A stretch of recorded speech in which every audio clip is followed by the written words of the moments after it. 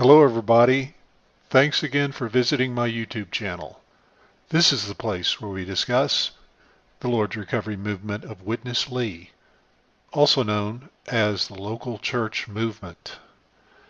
Today I want to discuss the subject of fear.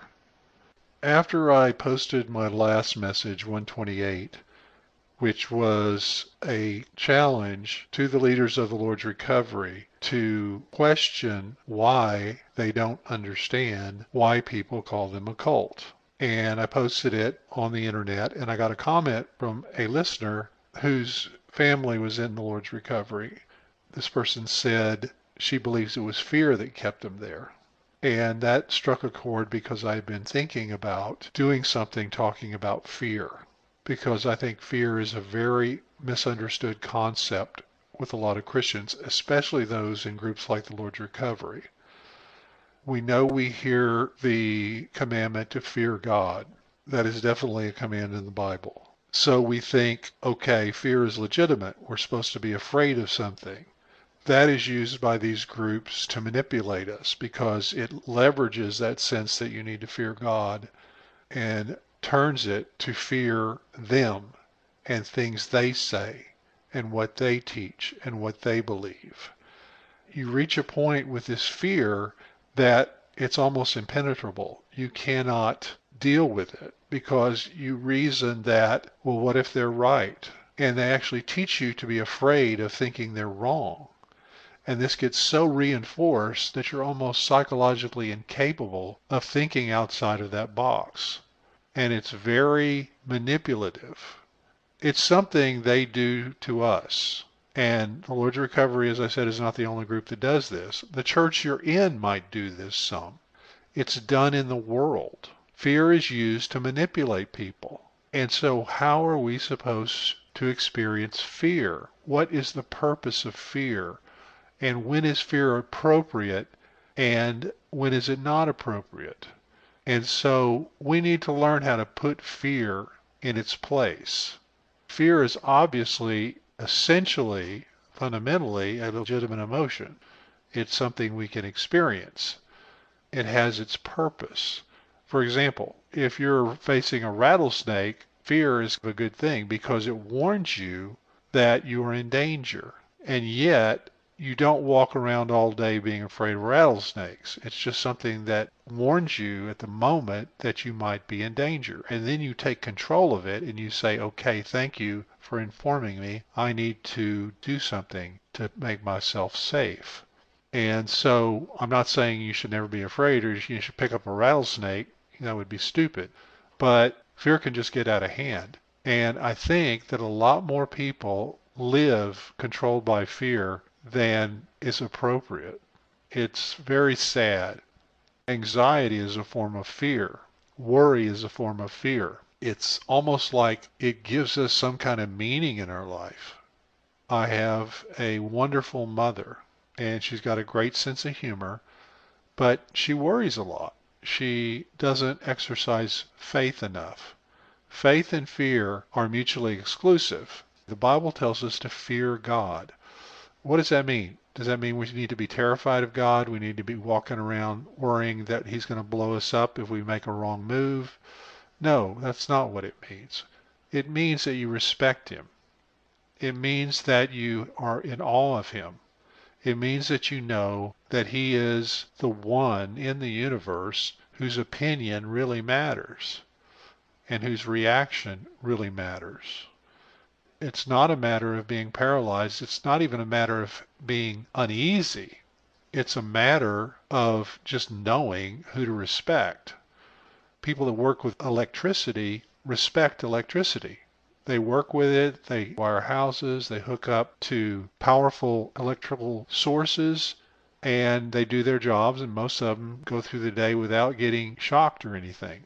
But they always exercise a certain amount of respect for electricity. Because why? Because that's wisdom. That's why the Bible says the fear of the Lord is the beginning of wisdom. And so that's the way we need to think about fear, is put it in its place. What is worthy of being feared? The Bible's answer is God is the only thing worthy of being feared. period.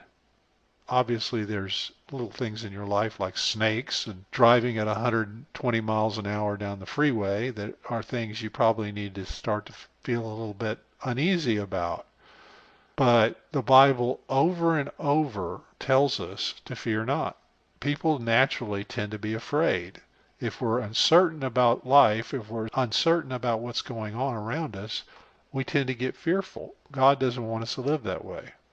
And so I'm going to show you some verses here quickly just to illustrate what the Bible really has to say about fear. It's amazing if you do these studies, you will realize that the only thing we're supposed to fear is God, and even that kind of fear is not kind of a terrified fear. It's a respectful fear. It's an understanding that He's the one person whose opinion you need to be concerned about. So let's go through some of these real quickly.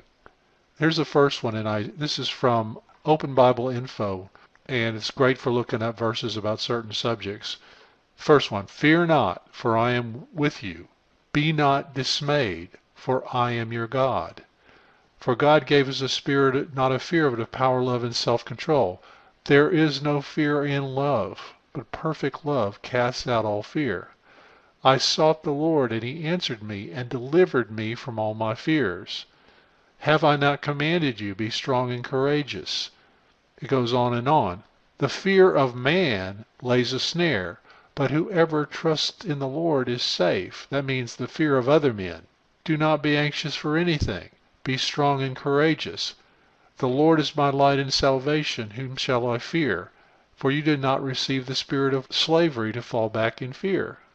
Do not be anxious about anything. The Lord is on my side. I will not fear. Fear not, I am the one who helps you. The fear of the Lord is the beginning of wisdom.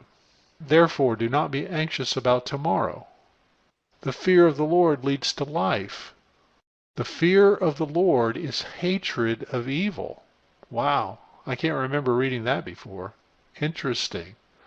But overhearing what they said, Jesus said to the ruler of the synagogue, do not fear, only believe. There's that faith and fear opposition again. Here's a good one. Honor everyone. Love the brotherhood. Fear God. Honor the emperor.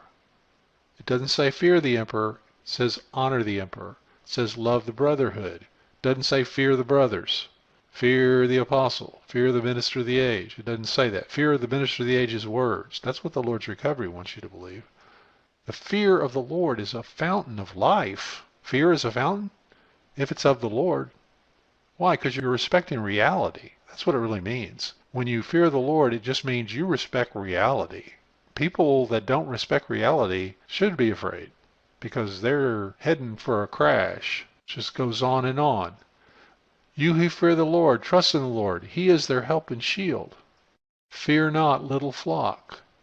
It is your Father's good pleasure to give you the kingdom.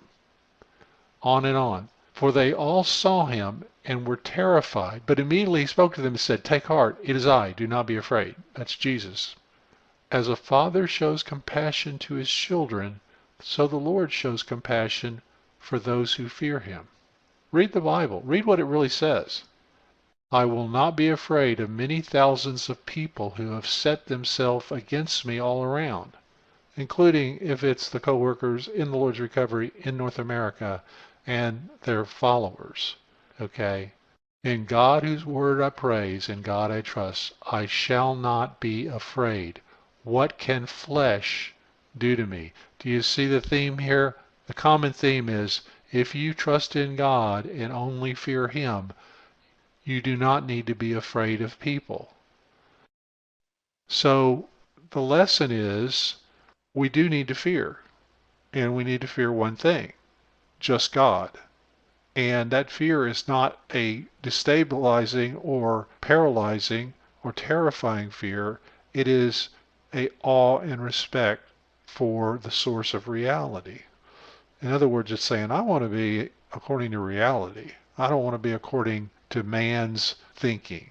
There's nothing in here about being afraid of men. There's nothing in here about fearing the brothers. There's nothing in here about fearing Witness Lee's ministry. Okay, it's all about fearing God. So what I'm trying to tell you is, You have a direct line to God himself. God himself can speak to you about what you're supposed to do in your life and what decisions you're supposed to make and how you're supposed to live. Nobody else has a right to step in front of God and tell you and order you to do something or think something or believe something that you don't want to believe because you don't think it's true. Okay, I don't care if it's for the greater good according to their beliefs. We need to do what's good for the Lord's recovery. No, you don't. The Bible never tells you to do that. Now, there are a lot of times where we have to sacrifice our preference for a greater good. We can't cooperate as groups unless we're willing to do that. If you want to have chicken at the church banquet and they want to have meatloaf and you think chicken is better than meatloaf, you probably need to just say, okay, meatloaf is fine. All right. Doesn't mean you're always pushing for your opinion, but it also, on the other extreme, doesn't mean you're walking around abject fear because you think these guys might be the ministers of the age or the current acting apostles or those who function as apostles. This is what abusive groups do. They short circuit your personal relationship with God and plug themselves in it. It's like a computer. They plug in their computer to your spirit, or try to, so they can program you to do what they want. You need to be plugged into God's computer. You need to be plugged into the line to heaven where God is and let him guide you. And then just say, I'm not going to be afraid of anybody or anything. I'm not going to fear anything but God. That's the gift he gives us. Yes, there is something we need to fear. Fear does need to happen. We need to fear him. But if you plug into him and fear him alone, his fear leads to life. And the Bible says he is the friend of those who fear him. Now, does that sound like some kind of terrifying relationship? No. It just means he knows that you know that he is the one that really matters. And that's how you are supposed to experience fear spiritually. Period. That's it. Okay? So if you're afraid, oh, if I leave the Lord's recovery, I'm going to be in outer darkness. You know what you need? You need to go back to God and pray to him desperately on your knees and ask him if that's true and do what he tells you to do. And stop being afraid of these guys and their words and their suits and their platforms and their blue chalkboards and the things they say and the way they manipulate, because I have shown over and over and over again that that is a tactic of control. It's high time we started believing it because it's true. I just want everybody to be set free. Do I want everybody just to be free to indulge their every whim? No, that's not what I want. You're just opening the door for people to be divided. No, you've enslaved people. Your version of oneness is a kind of enslavement to a movement. That's not oneness. What are you talking about? Set my people free. This is MLK Day. Martin Luther King said, set my people free, which he copied from Moses, who said it. The Lord's recovery leaders are the Egyptians. They've got you enslaved. You're building their pyramids. They're cracking whips and they're using you to build their pyramids. Set my people free, said Moses and Martin Luther King. It's high time. Don't be afraid. Fear not, for I am with you. Only believe. Thanks again for listening. Take care.